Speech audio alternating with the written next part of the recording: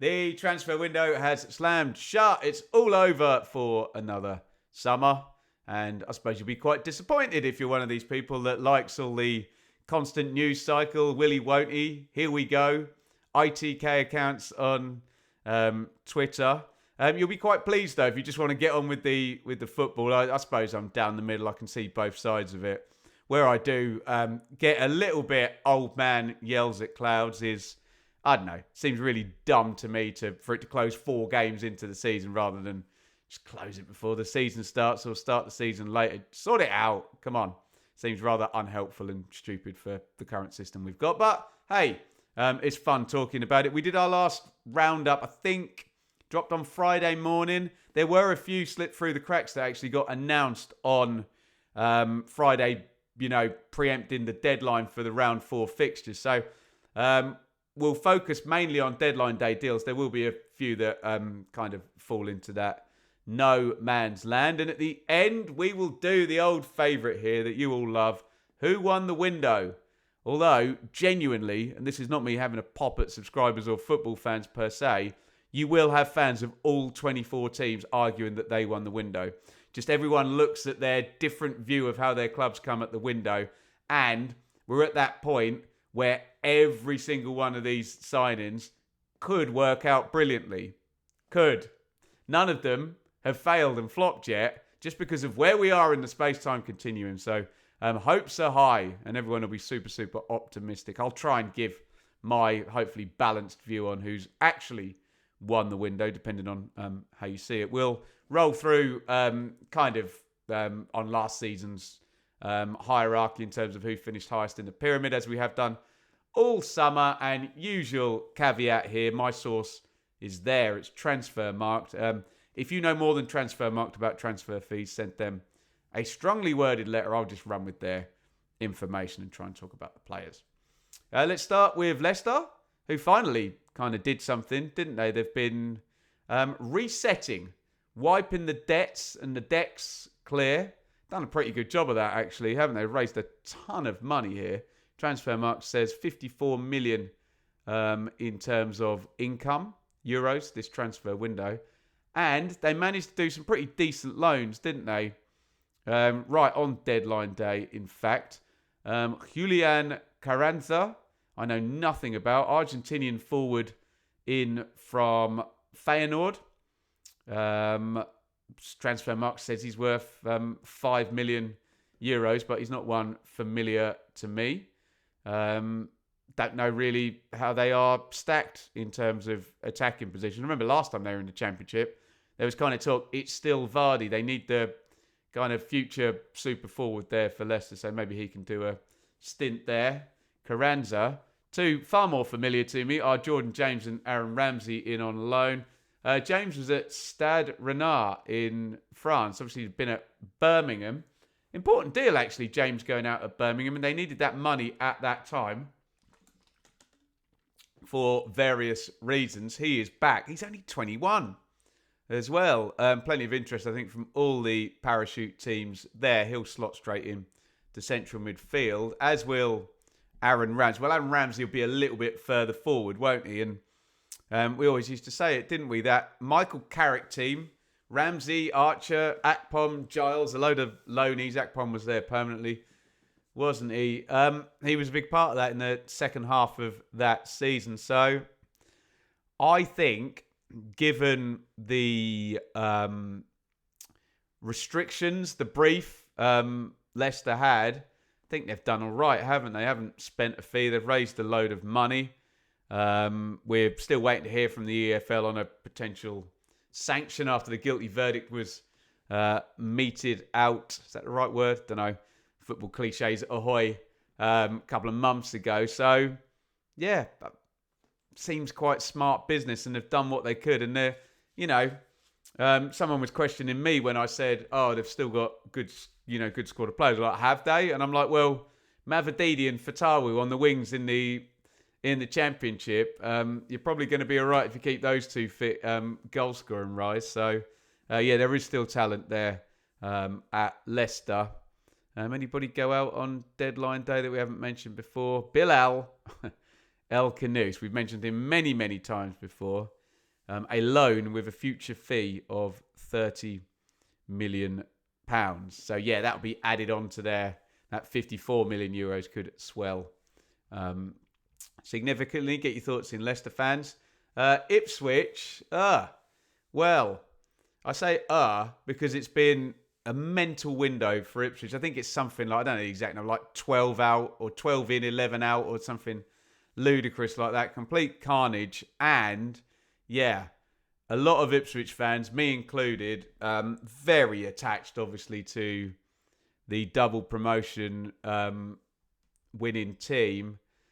And the final end of that team. If you already thought, Luongo, Morsey going out, Connor Chaplin out to Pompey on loan, Ali Al-Hamadi went, he was less a part of it. Luke Wolfenden was a huge part of it. We'll speak about them in terms of the clubs that they've joined. But yeah, just massive ups and downs. 87 million income euros, it says, for Ipswich, and that's with an undisclosed there on Wolfenden, which we think is another 3-4 million in terms of euros.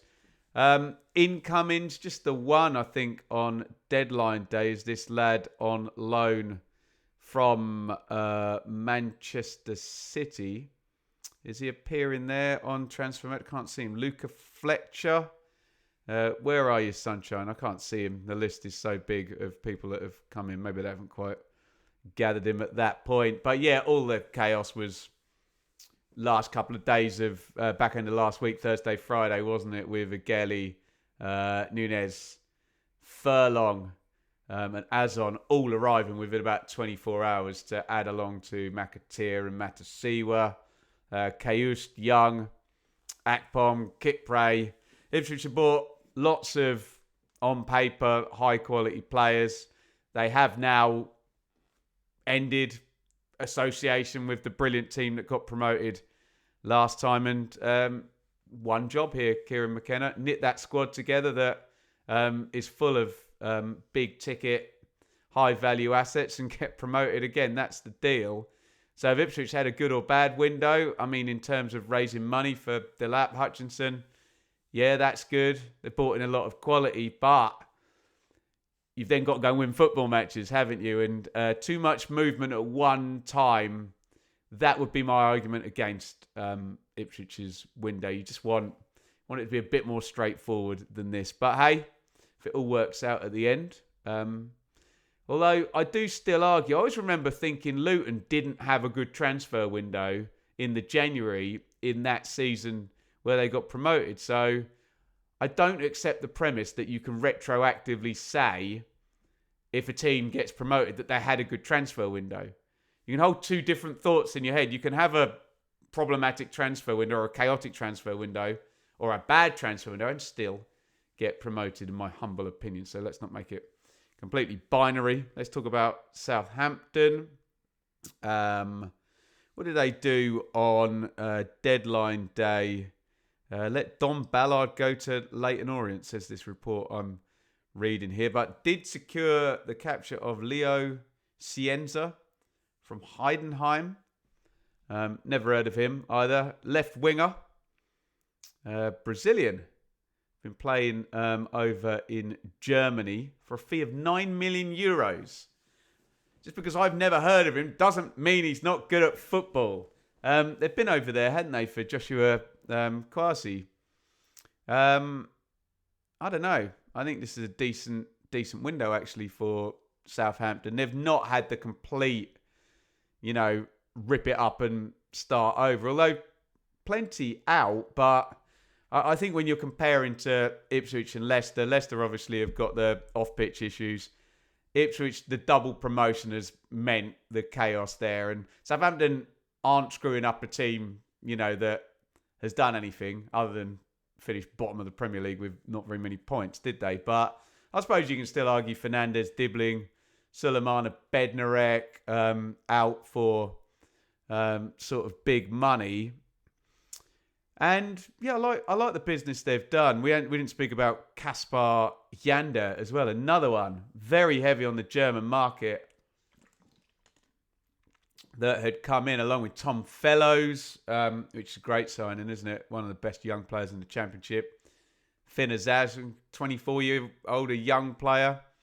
Yeah, I like Southampton's business, and I know Will still have been growingly fed up during the window in the press conferences, but yeah, I think they've done what they needed to, and I don't know. I think of the three, I would prefer it to be like Southampton's rather than Ipswich's or Leicester's. If you are dropping down from the Premier League, just want it a little bit calmer than the other two. But hey, proof will be in the pudding, and people will, like I say, will retroactively refit their narrative based on what happens in the league table rather than where we are sat here right now on Tuesday, 2nd of September. Moving on, getting the comments by the way on parachute teams. Sheffield United did busy themselves in the end. And you tell me, all I'm hearing at the start of the summer is AI bots doing Sheffield United's innovative transfer business. And at the end of the window, it seems like they've just brought in some guarantees and some EFL names. Gus Harmer is still at Sheffield United. That rumbled all summer. Maybe because Sousa and Ahmed Hodzic went, that made, same with Sargent at Norwich, really. It was maybe two of three, sort of was the thought on that. Alex Matos in from Chelsea, central midfielder there, a youngster. Mark McGuinness, a couple of the Luton signings. Luton's an interesting one because they got Premier League money, didn't spend a lot of it, but there was still value there. Obviously, a double relegation, players to pick up. Ipswich took Ogbene after the first relegation. He's now gone on loan. Wish him well because he's basically injured for his entire time at Ipswich, wasn't he? Taith Choff, actually, from Luton. Player I really liked on his first loan. I think it's Birmingham, wasn't it? In fact, I remember him taking Luton apart for Birmingham. Maybe that's why Luton signed him.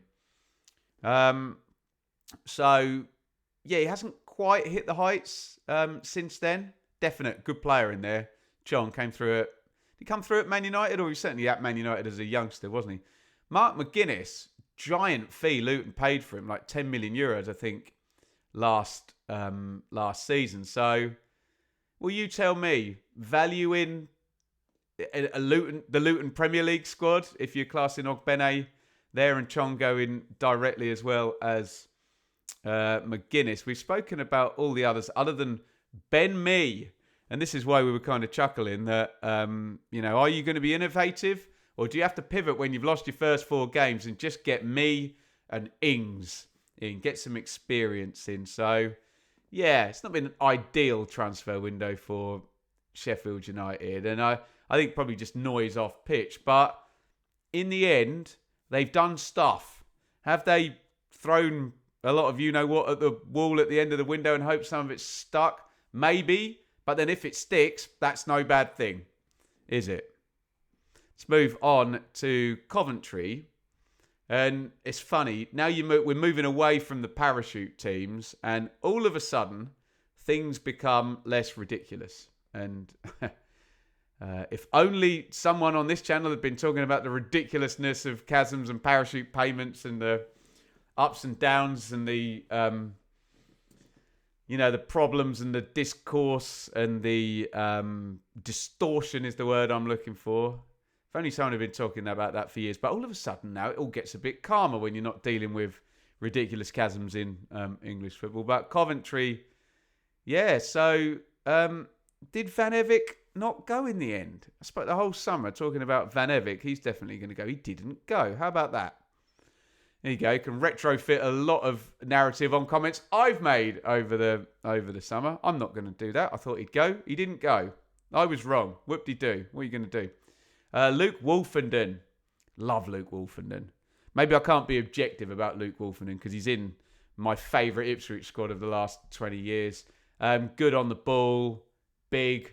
Knows the Championship. loads of experience for a 26-year-old. It's a good signing that. Lampard will love him as well because he can play Wolfenden. The only criticism I've ever heard of Luke Wolfenden is from Luke Chambers, who played with him. We had him on Blue Monday and we interviewed Chambers, and he said the only problem with Wolfenden is he's just so laid back. He's sometimes almost too laid back. But hey, it's never a bad thing to be laid back. But as I always say, a strength taken to excess will become a weakness. So yeah, Coventry clearly trying to, a little couple of tweaks there with Rushworth and Wolfenden and Kessler-Hayden coming in, but they're trying to keep it calm and ride out a good end to last season. And more power to them. I think they've had a good window. It won't hit the headlines because people want 8 new signings and tens of millions to be spent. But yeah, remember Liverpool's window last year and they went on and won the Premier League, didn't they? Sometimes doing a little does a lot. Speaking of doing a little, Bristol City barely did anything on deadline day. Neto Borges, if I'm pronouncing that right, who cares? Left back from Middlesbrough. I don't think he played too much for Boro last year, did he? I don't seem to remember him doing a massive amount. I'm sure there's some data reason why they've done this. It's always interesting when a player goes from one championship club to the other. It's like, why do you want him, but you don't? Because if he was good, you would keep him. But it's never that simple, really, is it? And look, Gerhard Struber's great fun, isn't he? I'm sure there'll be a very clear reason. There'll be one thing that he wants him to do massively, repetitiously in the Bristol City system. So, and then generally for City, fairly quiet window. But my point on Bristol City was always that they weren't reliant on one particular player, were they, last season in finishing in the playoffs. So already I think good balance in the squad, and Liam Manning got a good tune out of them. Thoughts in the comments on that lot and their deadline day. This is kind of the rest of the top 10 we go to. Blackburn. No, I don't think they did anything. Was there an Icelandic lad I was supposed to talk about here for Blackburn? Andri Gudjonsson. Is he anything to do with Ida and Arna Gudjonsson? That footballing dynasty? If he is, that's tremendous. But maybe it's just a common name in Iceland. And we've spoken plenty about Blackburn's business. They've built a squad for Big Val, haven't they? Some long in the tooth, experienced players: Bart, Vyman, Travis. Oh, we need to talk about Dom Hyam as well, but we talk about that when we do Wrexham. All leaving, and they've gone, very kind of continental here. Japan, Iceland, Portugal, New Zealand is that. I can't read the flag. There's Sweden, Belgium, Ireland. All over the map here for Blackburn's business. We'll see if Big Val can shape it. I suspect when we get to the who won the window conversation, probably somewhere in the middle there, Blackburn. Proof will be in the pudding. Again, I reiterate, you can have just a par window, and then imagine that coaching a team comes into it, and managerial performance. Millwall, I think, also fairly quiet in the end. The arrival of Tieno Ballo is expected. Did that not get announced? I thought that got announced late last night. I suppose the big thing for Millwall we were talking about is, can they go into the season with Ivanovic and Coburn still there at the end of the window to be their front two? Yes is the answer. They did lose Tanganga, I guess, which is, going to weaken them. We don't know the fee. Tieno Ballo, he's there. Wolfsberger, left winger, on loan coming in. I think it's a positive window from Millwall. I think if they'd sold Ivanovic, I'd be in the net negative, because I know they did Fleming last summer as a big sale, and Tanganga this summer. I think if you don't have parachute payments and you're Millwall's size, you probably are going to have to build stars and sell them. That's fine. No issue with that. You just don't want to be selling all of them. they've pushed the boat out certainly to get Coburn, haven't they, as well? So, yeah, I think it's an all right window for Millwall. West Brom got busier and busier as we went, didn't it, West Brom? I was kind of starting the summer saying, they're being very methodical here. And it was one for a few million and then one for a few million. And then, of course, as we get to the end of the window and then bang, bang, bang, Furlong, Hegem and Fellows all kind of go in quick succession. Samuel Illing Jr., we've seen him. Where do we see him? Middlesbrough on loan. And also Charlie Taylor. So it'll be all down to Ryan Mason, where, Fellows, Hegem particularly, Furlong, Taylor, Cole, Dean Garner, Swift. I mean, you tell me. I think their squad's better now when you go Hegebo, Phillips, Gilchrist, Campbell, Bielik, Mepham. They're all permanents as well, Collier, Ealing Jr. and Taylor. I don't know. Is it better? If it's either slightly better or slightly worse. There's not much in it. Which, it's younger, I think, with the exception, obviously, there of Fellows kind of going up, being a key player at 22. But Gilchrist, 21, Hegbo, 23, Campbell, 24. Yeah. I'm struggling to tell the difference. I'm sure West Brom fans will all tell me it's better. Because that's what football fans do at the end of the transfer window. And why not? Optimism abounds. Optimism is high at Middlesbrough because they're top of the league. Let's have a look. I mean, the big story was always Hayden Hackney, but why should I lead off talking about Hayden Hackney with Middlesbrough every time when literally it's a topic where nothing has happened, despite, we think, gigantic bids and medicals and maybe didn't get as far as the medicals, but, stuff agreed. But David Strelic for 7.5 million euros. I suppose if you sold Coburn, you had to do that. Sorry, I got in a massive muddle, didn't I, with Addison Malander in the last transfer update video. And the Boro fans did correct me that he was signed and loaned back. And I think comes back at the end of the US season, which doesn't run concurrently with the English season. Anything else happen on deadline day? Alan Brown. Have they taken Alan Brown? Where was he? He was at Sunderland. I'm not seeing that on my list, but I've heard it. Oh, yes, they did. Still only 30, Alan Brown, with about 10,000 championship appearances on there. Tremendous stuff. So, look, the big news is that they sold Azaz, Vandenberg and Coburn and raised the thick end, 25-30 million euros. With that, they've had a good window, haven't they, Boro? When you then go Strelec, Malander, Hansen started well, hasn't he? Boro fans like the look of him. A couple of nice sub-cameos so far. Kante, Sene, McLaughlin, Jones, Britton, then Nepan, Brown and Target on loan. Is it too many? That would be my only argument against it. And keeping, Hackney looks a cheat code now and he's got all the confidence. That's amazing for your confidence when everyone wants to sign you as well, doesn't it? So they'll probably be up there in the who won the window conversation. Although I don't want everyone to just say in the comments, oh, Ben, you're just saying Boro won the window because they're top of the league. I'm not. But I'll get accused of it. But hey, it's the internet. Like to accuse me of things that aren't true sometimes. What are you going to do? Hey? You can talk about Swansea. Swansea do anything yesterday. Swansea are my poster boys for doing stuff at the start of the window. They were right out the blocks, weren't they? Fair play to the Swans in that regard.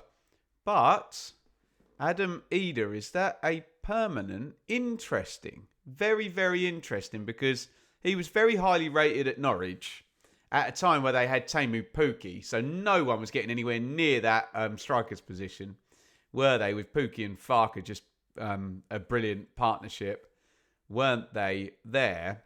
Gone up to Scotland, obviously. Got big money. Norwich always get big money when they sell, don't they? And he's back. can he bang goals in? You know, good profile, good size, pace, physicality, bit more experience now. He'll have another crack at the Championship. No doubt he'll be a better player than last time he was here. Ishay Samuels-Smith, in on loan from Strasbourg, says this report here. Not that I'm seeing it here on FootMob. Have we got that as a loan? I don't know if that could be nonsense. Did that actually happen? Possibly. I'll plead the fifth on that. But yeah, with Swansea, I think it's a good window. Haven't really had to sell anybody. I'm assuming the bean counters at Swansea have got all the PSR sorted, and you know, it might be one of those where, you know, you got your 3-year cycles on PSR, and if you have a spendy year 1 year, you might have a selly year the next year. But yeah, fairly positive about Swansea after some negativity over their period in the Championship. Sold a lot of stars, and there's been a feeling that it's been a gradual decline in the quality of the squad. This might be the first time I'm thinking, okay, well, it's a new look. It might be that they've bottomed out and, you know, there is no Rodon or James or who else they sell for loads of money, McBurney. They've sold players for big money over the years, haven't they? So, yeah, I'm pretty positive about Swansea, I have to say. Let's positive about Sheffield Wednesday, and let's, spoiler alert, when we do who won the window, who lost the window, it was obviously Sheffield Wednesday, wasn't it? Because simply the Mr. Chansiri factor that if you have a transfer window where you're embargoed and your owner is not going to put any more money in the club and you are in breach of the contract of some of your players so they can just literally walk out the door on free transfers, then it's pretty awful. So Wednesday fans don't need me to repeat that.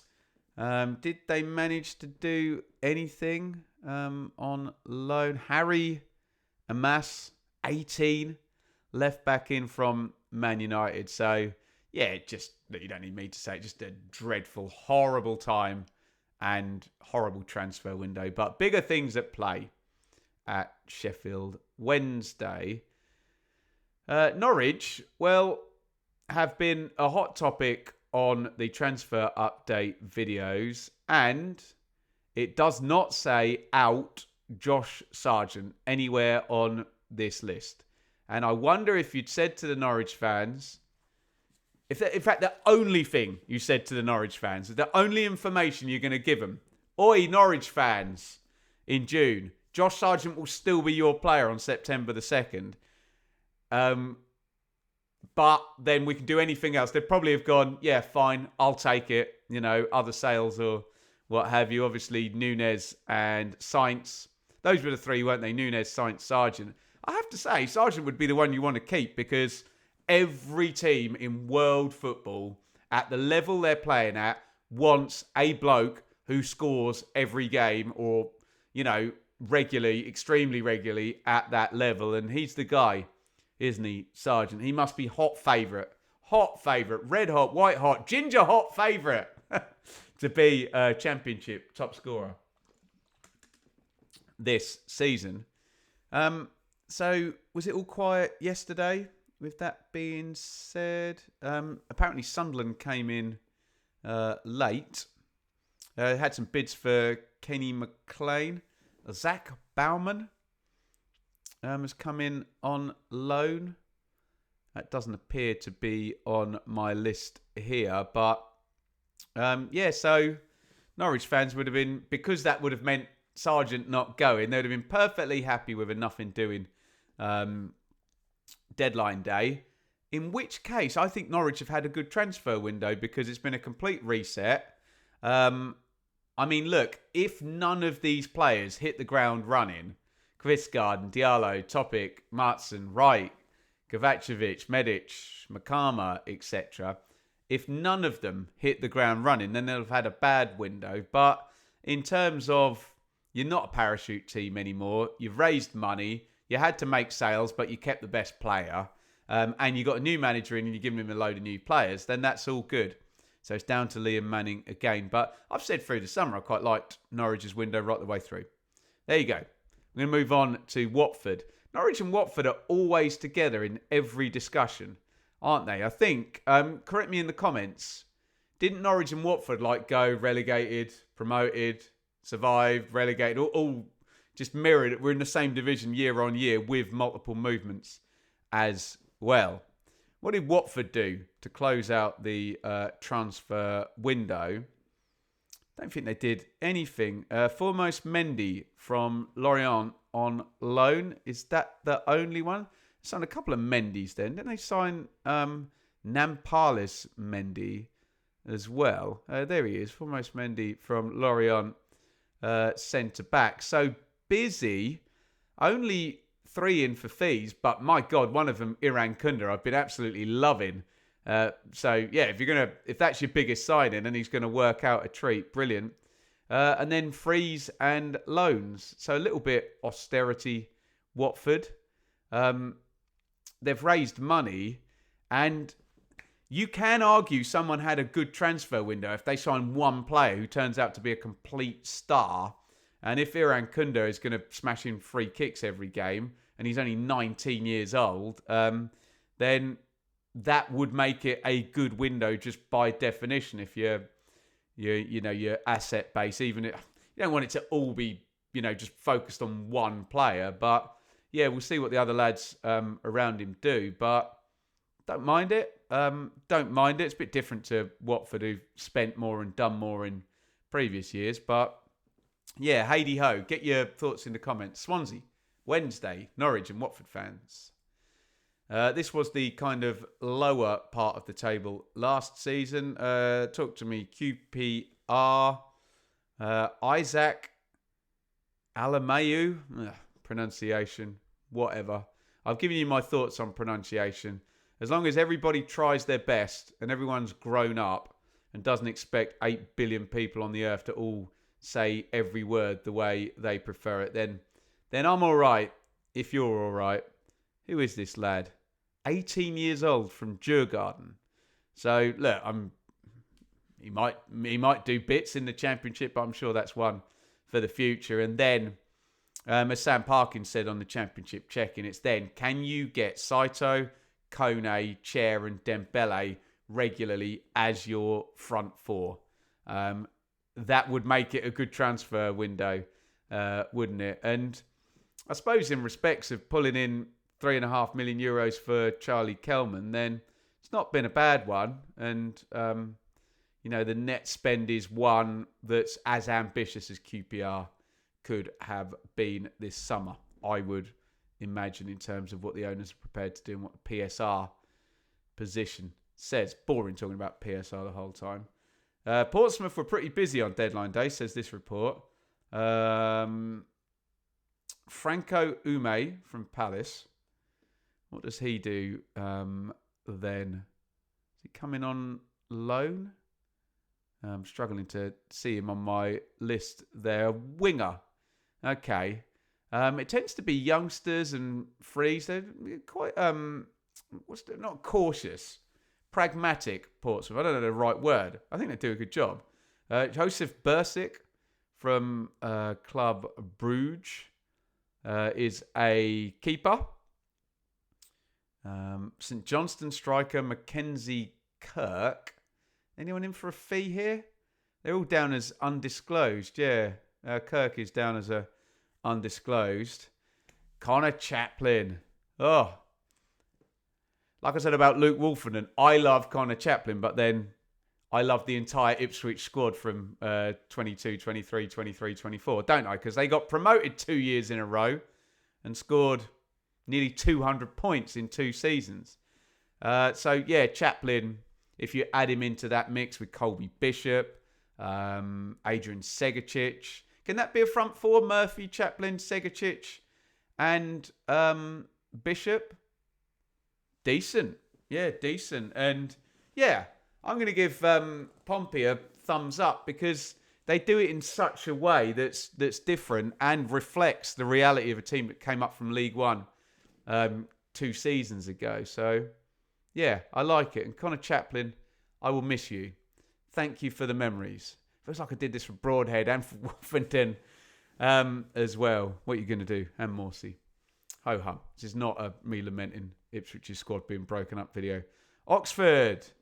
Bulgarian starlet Filip Krastev joined on loan. Left winger, excuse me, from Belgium. It's great, isn't it now? All the championship clubs are across Europe. Links here, there and everywhere. I remember Rowett doing business with Belgian clubs in Millwall. So it's something that he's been fairly big on. Obviously thinks there's value there in terms of other people not looking. Elliot Moore and Owen Dale out. And yeah, it's not massive. It says expenditure 0 because the undisclosed fees for De Keersmaker and Spencer not coming in there, or Rodriguez or El Mazzuni. But yeah, I'd imagine it's pretty break-even-y. So it's not going to get any headlines. Lancashire's already scoring, isn't he? So that could be a really good one. And I suppose Oxford will go in the middle, and it's in the hands of Gary Rowett. Stoke City think we're all quiet on deadline day, done all of their work already, and their work on pitch has been very good so far. In fact, their work in the window, Sorba Thomas has been one of the mega deals of the summer. Although I did say I didn't say it actually. I asked Conor McGilligan, was Sorba Thomas a free transfer? I think he said yes, and then lots of people yelled and screamed at me. I didn't say he was a free transfer. It says here he's undisclosed. But yeah, Rigo, Cisse, Telovarov and Zonzi returning. You love to see it. Bosniak, Cresswell. It's almost the case, sorry, I'm clanging and banging, with Stoke that didn't want them to do that much and go crazy. Cashed in on Berger and Sidabi. That's a shame to lose, big young talent, especially one where there's a link, a kind of nepotism link, second generation link, we'll call it, with the club. But yeah, Stoke will be it won't be like the ultra thumbs up that you might get for a couple of teams we haven't talked about yet, but it'll be like there, won't it? And I think that's a good thing for Stoke. Stop signing a new squad every summer. Stoke, you'll be better for it. Trust Mark Robbins, I think. That'd certainly be the message from Coventry fans as well. How can I do a link from Coventry to Derby? Coventry are managed by Frank Lampard, who also used to manage Derby, but now doesn't anymore. John Eustace does. And he's the Derby manager, and we're about to talk about Derby. And that may be the worst link anyone has ever given on YouTube. I've got 7,000 names in front of me I'm trying to get through here. Quiet deadline day, though, after all of that scrolling. I think it's been a good window for Derby. The reason I say that is there was a bit of a sense that they were just trying to scrap and claw their way to survival last year, starting with Warne and with Eustace coming in, doing what they could. And then I suppose it started to move a little bit in the January window where they went Scandinavian. But look, there's a bit of a sense of John Eustace getting players that he's worked with before, the likes of Lewis Travis and Danny Bart and Andy Vyman all coming in from Blackburn specifically. But Agyemang looks ambitious. Johnston's young and a chunky fee as well. Morris, I would say up there with Sorba Thomas, on pitch is one of the best signings of the summer because those guys have just had brilliant Augusts. And when you get players like Morris and Thomas that have played tons of games at the level already and in their career, you can just sign them and the pattern of play doesn't matter. They're just ready to go, aren't they? Baby, I'm ready to go. And yeah, some interesting stuff in the loan market as well. Certainly very busy. Ben Brereton Diaz, he's only 26. Been around forever. As well, hasn't he? Diaz. So yeah, I like Derby's window, and I think the idea is that they got a nice fee for cash-in as well in January. A very nominative determinism name when you're talking about selling players and transfer business. So yeah, I like what Derby have done. Preston, they didn't do anything yesterday. They went early in the window. Harrison Armstrong on loan from Everton. close to signing David Fofana on loan and Tom Cannon. Is what was Sheffield United prepared to do? Tom Cannon out on loan. I didn't see he'd gone anywhere. But yeah, Preston, like Swansea, were our early in the windows. And I think it's worked out quite well for them in respect that they were just ahead of teams that were bimbling about. Notably, Ipswich and Leicester, because they beat both of them already, didn't they? Harrison Armstrong, 18 years old, central midfield from Everton. And we've spoken about the entire rest of this in terms of Preston. Now, I say it about Preston every time. Build some stars now. They invested money in Afia, didn't they, from Brighton. Who of that lot? Thierry Small, maybe? Were you looking at young players, who maybe you can bank on in the future? I don't know, maybe if they can get either Dobbin or Jebison permanently, whether that's work for the future or whatever, but that's what Preston kind of need to do. So it's probably going to go in the middle, that window for me. And finally, before we go to the promoted teams who we've had loads of fun with all summer, let's talk about Hull, who are also under embargo or some kind of soft embargo or business plan or whatever words the EFL use. So they've done a couple on loan. Darko JB, he was at Leeds, it was at Man City and then Leeds, and he was on loan at Plymouth last year, and I think he was rather well liked there, so that probably makes sense. This one's going to be fun on the pronunciation. Amir Hadzimetovic. We'll go with that. In from Besiktas. Mr. Ilachali goes to Turkey to sign a player. Can you imagine my shock and awe? Look, could have been much better window for Hull if they weren't embargoed.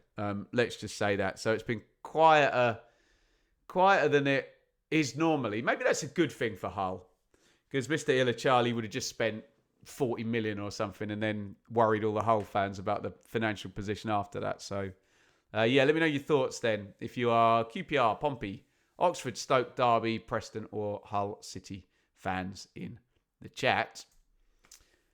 And here we go. The headline makers still making headlines all the way through the window. Let's talk about Birmingham City, who did... I thought they did a couple. Was it just Pat Roberts in the end? I thought they took Jack Robinson as well. Was that just the two that Birmingham did on final day? And yeah, they've just had they've done it all, Birmingham, in this window. And I think when you add Patrick Roberts and Jack Robinson on loan on final day, and again, we'll look and see what happens on the pitch. On the surface, it's really smart because Pat Roberts was literally in the playoff final 14 weeks ago or whatever it was at the end of May. So he knows the league. He knows the level. He knows the distance. I know they're pretty well stocked in the winger positions, but hey, do you want more good wide players or less?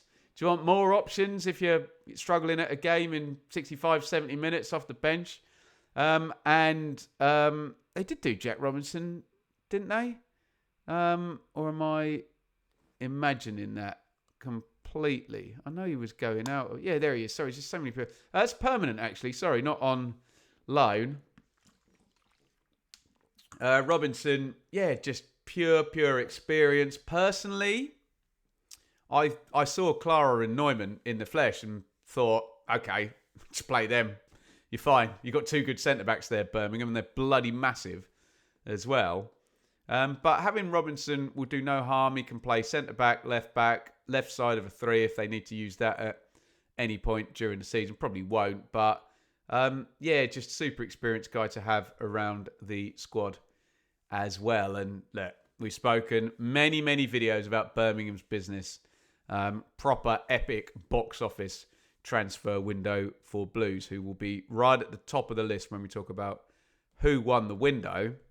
And I've got to say also, right at the top of the list has to be Wrexham, Ben Sheff and Dom Hyam. And it's classic. We said about Wrexham at the start of the window, they'll probably do more of what they've done as they've come up the league, i.e. sign proper blokes who already know the level, experienced players. Are they interested in going completely exotic? Screw that. When you can sign Broadhead, Doyle, O'Brien, Kachache, or Kasese, however you say it, in from Empoli, Moore, Cody, Thomason, Hardy, Windass, Ward, Hyam, Sheff. Now, proper bloke 11, as Mick McCarthy used to say. He's a proper bloke. And yeah, I know people will say, what about the PSR position? My understanding is that they make a ton of money, Wrexham, from TikTok and Disney and sponsorship and Ryan and Rob and all of that. Yeah, they can't do this year in, year out, window in, window out. They'll have to build stars and sell players. And that's the only issue with proper bloke 11, is that Kiefer Moore, 32, Connor Cody, 32, Danny Ward, 32, Dom Hyam, 29, Ryan Hardy, 28.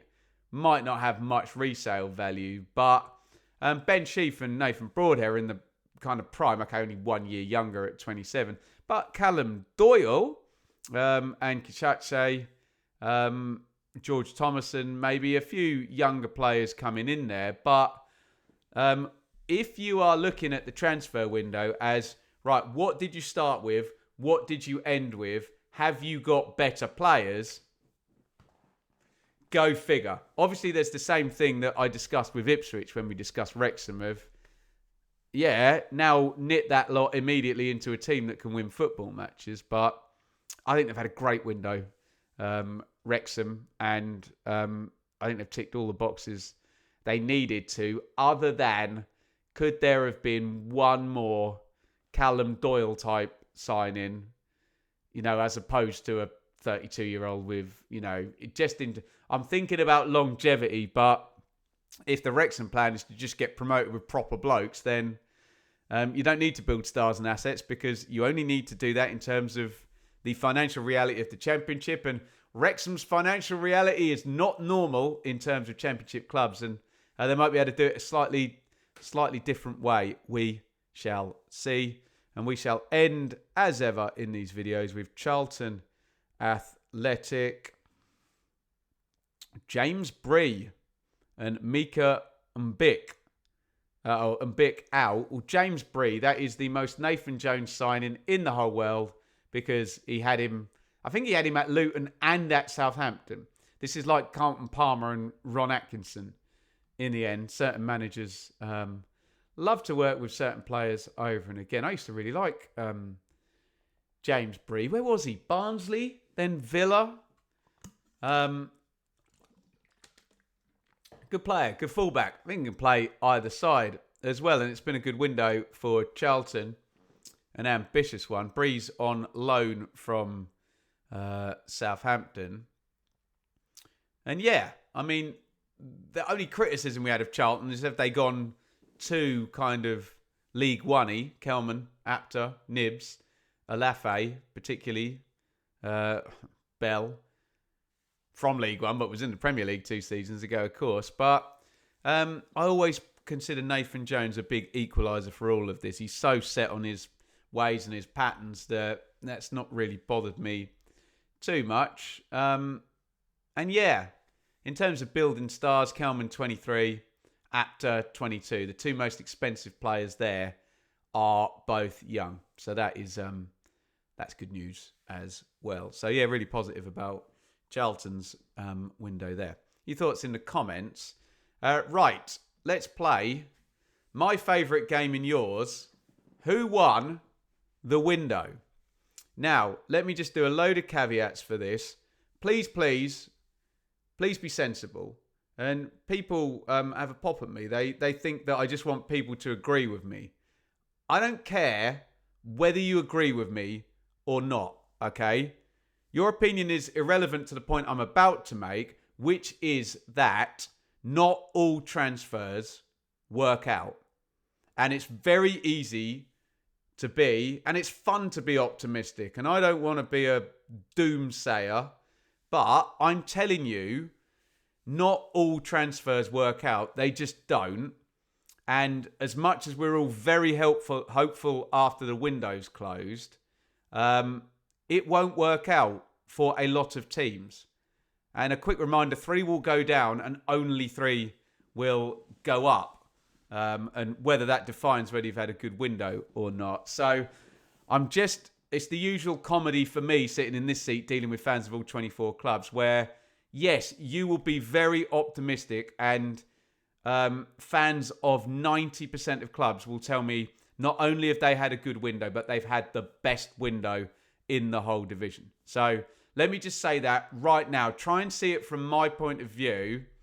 If you're looking at just your club, you will be probably, on average, overly optimistic and very, very likely to put your club as having had the best window. That's just the deal. And that's not me insulting anybody or, as I get accused of, hoping people just agree with me. I don't care whether you agree with me or not. Have your opinion. You might be right and I might be wrong. So don't agree with me, because if I'm wrong and you agree with me, then everybody was wrong. At least let's have somebody right. And it's all subjective, isn't it? Anyway, who do I think has won the window? Well, first of all, Sheffield Wednesday have definitely lost the window, haven't they? I think the ones where there's embargoes, Sheffield Wednesday and Hull, and Sheffield Wednesday with the mass exodus. So I don't think we're surprising anybody by saying that, are we?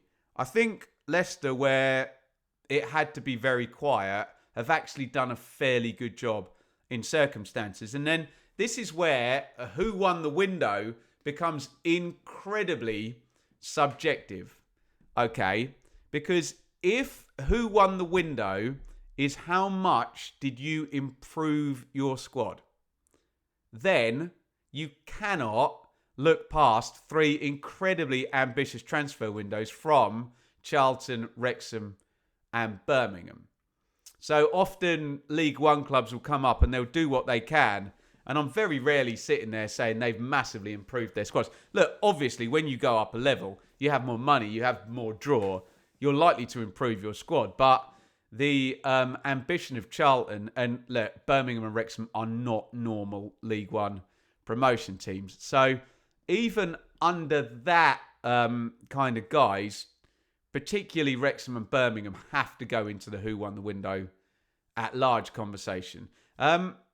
You can also say who did the best with their budget type situations. And you can look at the likes of Middlesbrough bringing in good money for Josh Coburn. You can look at West Brom doing a recycle. And yes, those two teams happen to be at the top of the league at the moment. And pound for pound, balancing the books and refreshing the squad with some quality. You don't want to refresh, you want to improve, but we'll find out in the long run whether it's improved. You can look at the likes of Coventry and say, okay, it's calm. It's, it's using what you've got and not going crazy. Although people find it boring, sometimes it's exactly the right thing to do.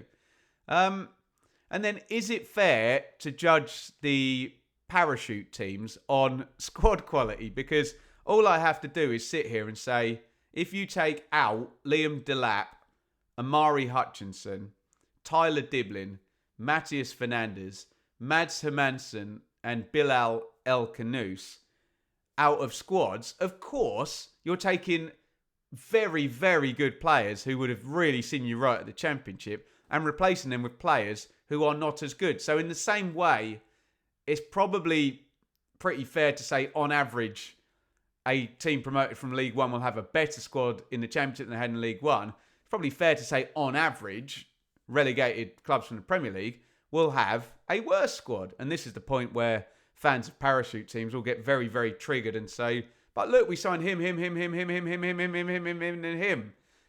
But still, are they players who were absolute guarantees, just too good for the level? Do you need players who are too good for the level? Can you get by with players who are just good for the level. Of course you can. But I think of the three parachute teams, I think, even though Ipswich could be massively exciting, particularly with Egeli, the biggest deal ever paid by a Championship team, where if the stats are correct and the fees are reported correctly, that's got to be knitted together. So, I don't know, I kind of have Southampton ahead of the parachute teams, but Ipswich could have a super team when it gets to November. But it's been very tumultuous, and I just don't like that as a concept in terms of transfer windows. So, I don't know. It's hard to not look at Birmingham and Wrexham in respects of they've got that League One hoist where you're going to have a better squad anyway, and they've both really, really gone for it. And I think they've got the PSR room to do it and the owners to be able to do it. I'm sure lots of people will say in the comments, you can't have Birmingham and Wrexham as your who's won the window, because that's boring. And they've just got the owners who have got the most money. And I suppose there's a side of that. There's normally a bit of jealousy attached with that. But I get the question, you would rather have it be someone who had to weave and bob and, punch accordingly. So maybe we'll throw in like a Swansea who've gone a bit interesting and look like they've improved everything. And yeah, maybe a West Brom. I tell you what, if we're sat here at the end of the season, West Brom have finished above Ipswich, having sold Ipswich all of their defence from Corberon a year or two ago, and replenished, and then ended up with more points, then you'd look at West Brom. And I can't take my eyes off Norwich either. Just the sheer, from here, there, everywhere, loads of players coming in, new manager. And here's my last point on what makes a good window. Can you keep your star player? And Norwich and Middlesbrough, we have to give there, have kept their star players, haven't they? So I don't know. Does that put Norwich and Middlesbrough over Wrexham and Birmingham? Or, do we go in for one of the parachute teams on star power? I don't know. Who won the window? You tell me. Probably Birmingham, in my humble opinion. But I get people won't like that because of the Knighthead capital. But I need to pick a team, don't I? And I've been excited about Birmingham all summer. So let's say that. But let's have the debate. And if you're going to debate down there, please keep calm. People get very cross on the internet, don't they? Right. The window is closed. That is the last transfer update video. It's not an update. No more to update. It's done. It's over. Gone. Get your thoughts in via the comments. Let me know who you think won the window. Although, let's be honest, you're just going to put the team you support anyway. That's all everybody and he does. Fine. We love it. We love the hope of the end of the window and the start of the season where everyone's going to finish in the top six, aren't they? Get involved down there in the comments. We will link up there. What's the last video we did? What did we do yesterday? Oh, we did bookies odds. Yeah, check that out. See what the market's saying. And check out the hot takes from Sunday as well. And I am now going to spend 4 months not talking about transfers.